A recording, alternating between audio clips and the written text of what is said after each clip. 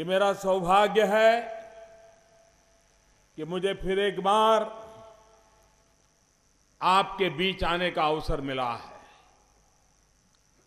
पिछले महीने लुधियाना आया था, तभी मैंने कहा था कि समय अभाव से मैं बठिंडा नहीं जा पा रहा हूं, लेकिन जल्द से जल्द मैं बठिंडा आऊंगा और आज वो वादा मैं पूरा कर रहा हूं।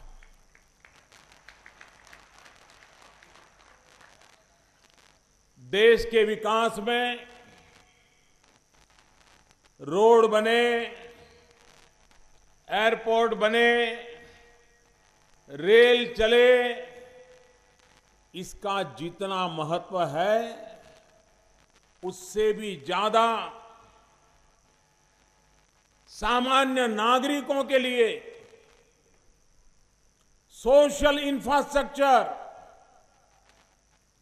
जिसमें स्कूल हो, अस्पताल हो, गरीब से गरीब की सेवा हो, गरीब से गरीब को शिक्षा मिले, तब जाकर के समाज ताकतवर बनता है। और आज भारत सरकार और पंजाब सरकार मिलकर के कंधे से कंधा मिला करके गांव, गरीब, किसान, दूर सुदूर के इलाके, उनके जीवन में बदलाव लाने के लिए जहां बिजली नहीं बिजली पहुंचे, जहां पानी नहीं पानी पहुंचे, जहां अस्पताल नहीं वहां अस्पताल बने, जहां स्कूल नहीं वहां स्कूल बने, उस काम पर बल दे रही है। और उसी के तहत आज बठिंडा में 925 करोड़ रुपए से ज्यादा, करीब करीब 1000 करोड़ रुपए की लागत से एम्स का निर्माण होने जा रहा है। ये एम्स सिर्फ बीमारों की बीमारी दूर करेगा ऐसा नहीं, पैरामेडिकल की शिक्षा, नर्सिंग की शिक्षा, डॉक्टरी की शिक्षा, यहां के नौजवानों के जीवन में पूरा पूरा उनका भविष्य, और एक पीढ़ी का नहीं, आने वाली पीढ़ियों का भी भविष्य बदलने की ताकत इस एम्स की योजना में बनी हुई है। कितना बड़ा भला होगा इस इलाके का, मेरे पूर्व वक्ताओं ने इसकी विस्तार से चर्चा की है। और जैसे बादल साहब कहते थे, उद्घाटन की चर्चा इस सरकार का स्वभाव है।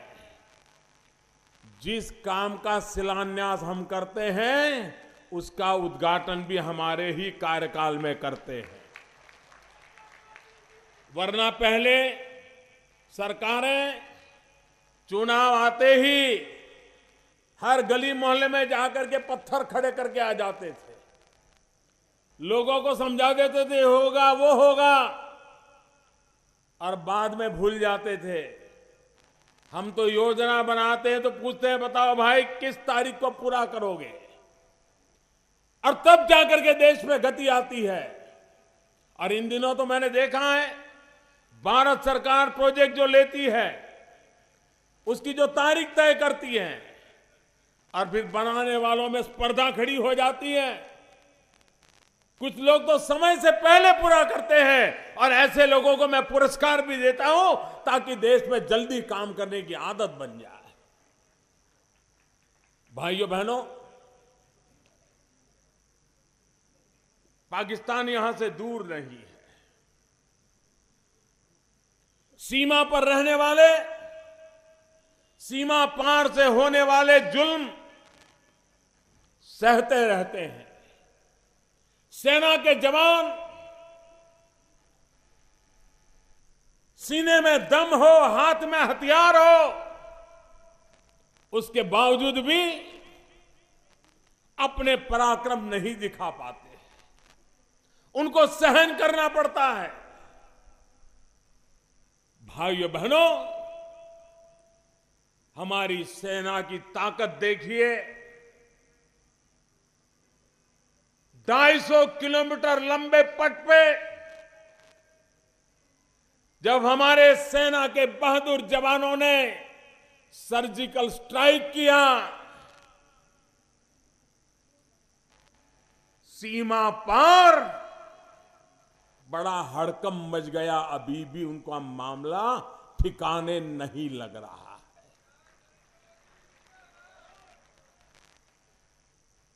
लेकिन मैं पाकिस्तान के पड़ोस में आज खड़ा हूं, तब सीमा पर खड़ा हूं, तब मैं फिर एक बार पाकिस्तान की अवाम से बात करना चाहता हूं।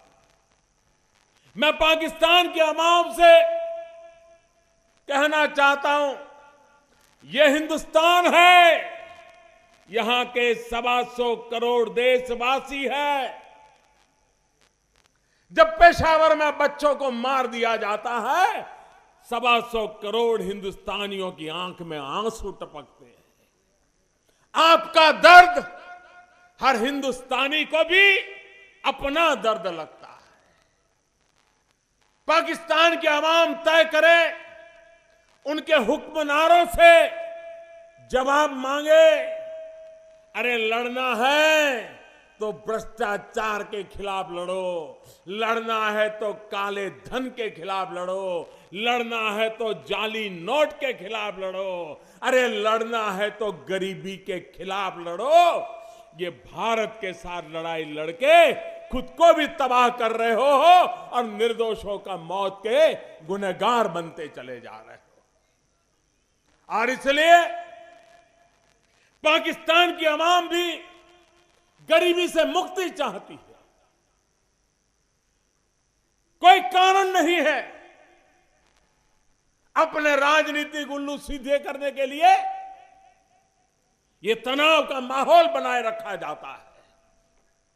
और अब पाकिस्तान ने देख लिया है भारत की सेना में दम कितना है, हमारे फौजियों की ताकत कितनी है, अब परिचय करवा दिया है।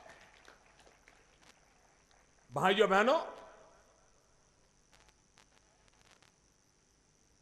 Indus water treaty,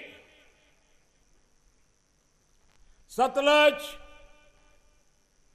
Beas, Ravi, ये 3 नदियों का पानी, उसमें जो हिंदुस्तान के हक का पानी है, ये मेरे किसान भाइयों के हक का पानी है।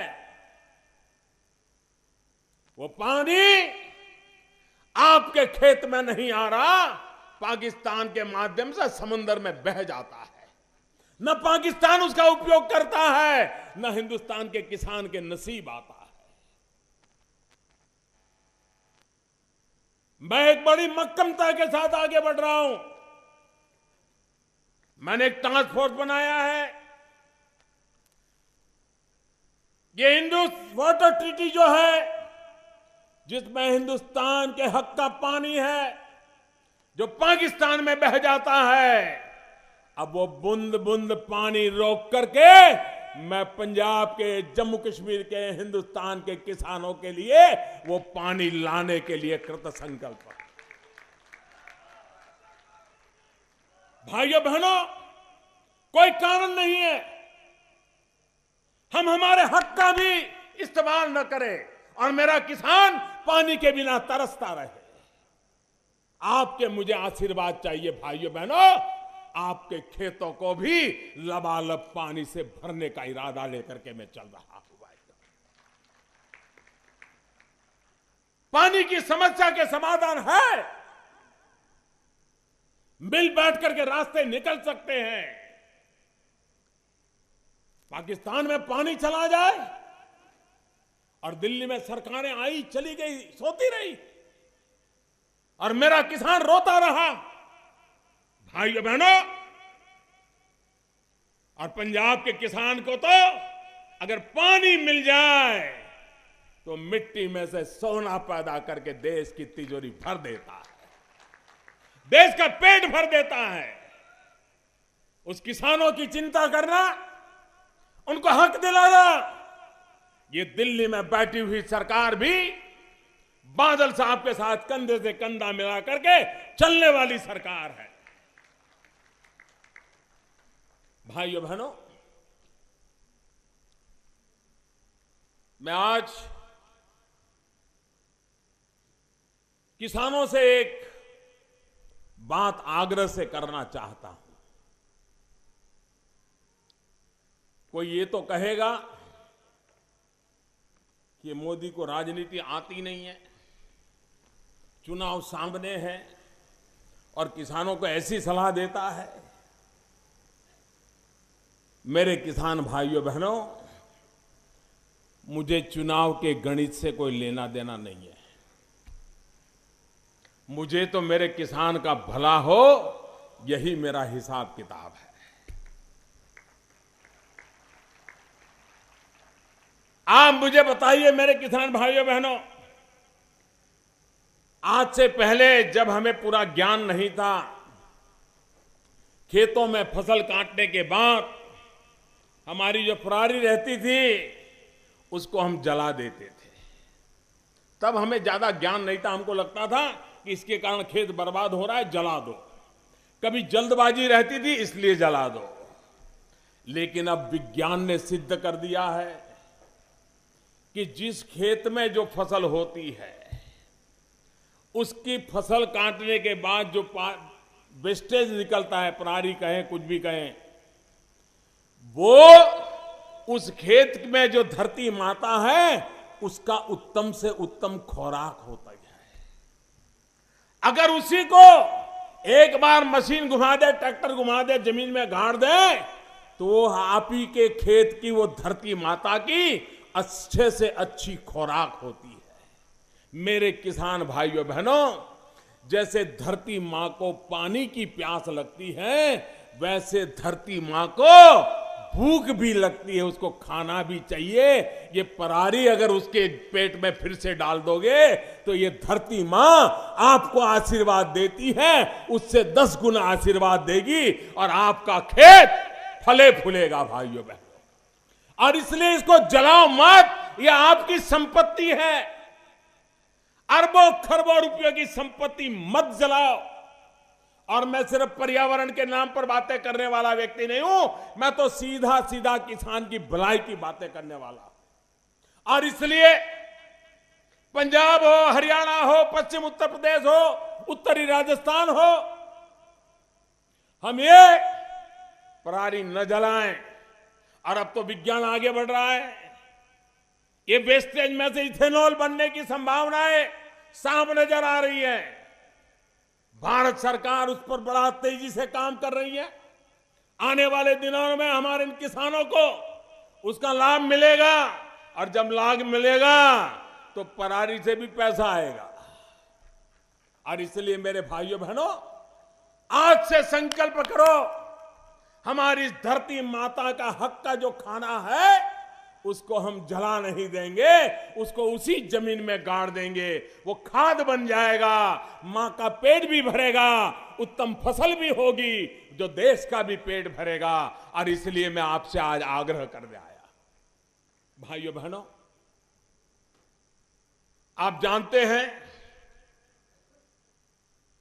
भ्रष्टाचार ने, काले धन ने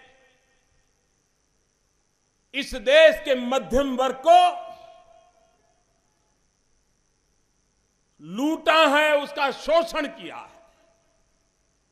और भ्रष्टाचार, काले धन ने गरीबों को उसके हकों से वंचित रखा है। मुझे मध्यम वर्ग का शोषण बंद करवाना है।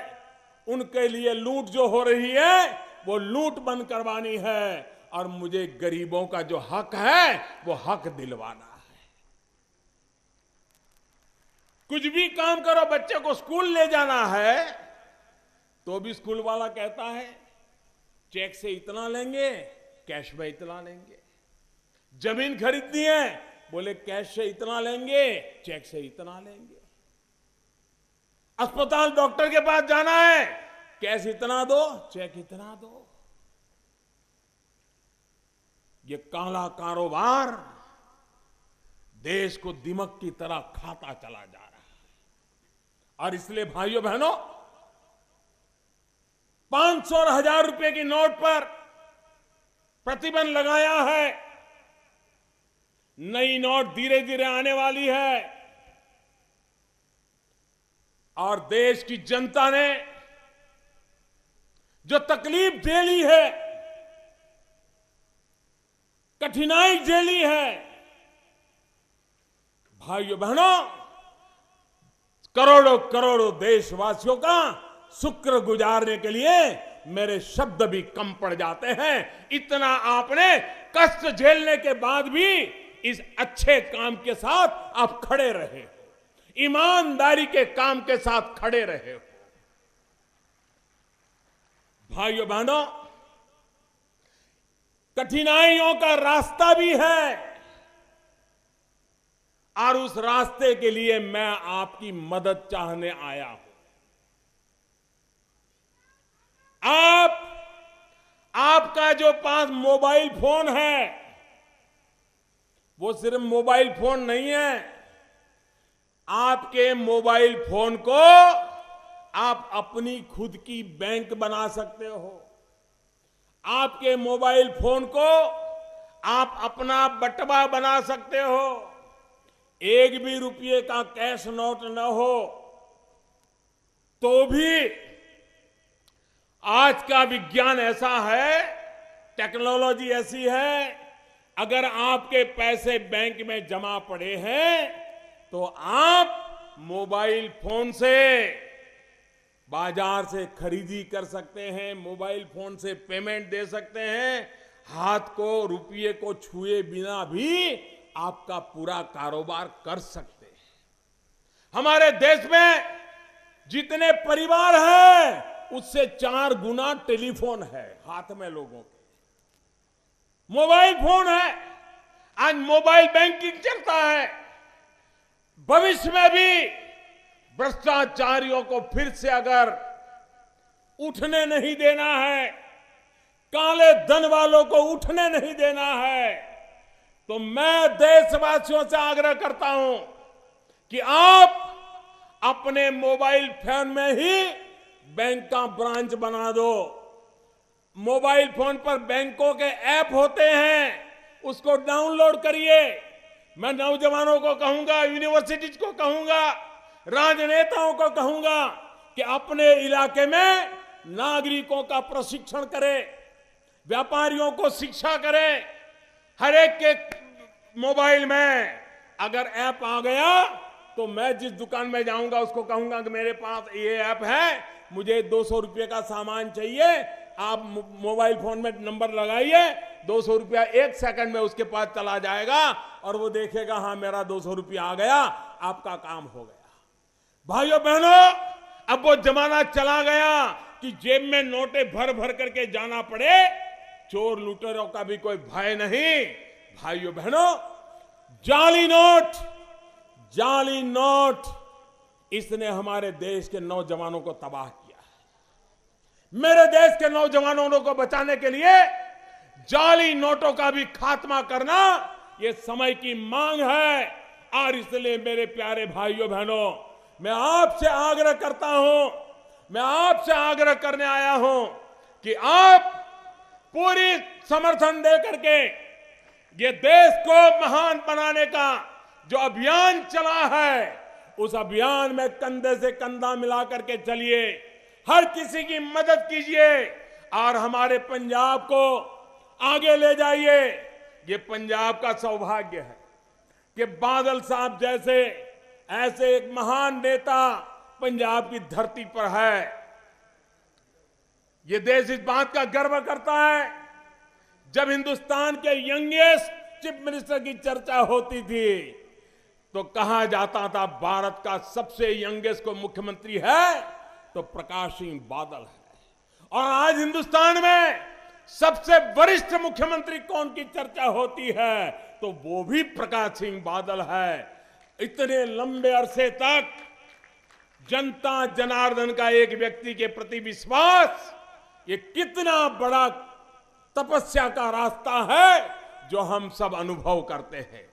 आइए भाइयों बहनों, पंजाब के भाइयों बहनों, पंजाब के उज्जवल भविष्य के लिए ये दिल्ली आपके साथ है, दिल से आपके साथ है, मिलकर के चलना है, नया पंजाब बनाना है, ताकतवर पंजाब बनाना है, यहां के नौजवानों के जीवन को बदलने वाला पंजाब बनाना है। और एम्स से एक नया चैप्टर खुल रहा है जो स्वस्थ पंजाब की दिशा में एक महरूम कदम होगा। मैं फिर एक बार आप सबका बहुत बहुत धन्यवाद करता हूं। The way the scheme has been implemented, it's a monumental management failure, and in fact, it is a case of organized loot and legalized plunder of the government.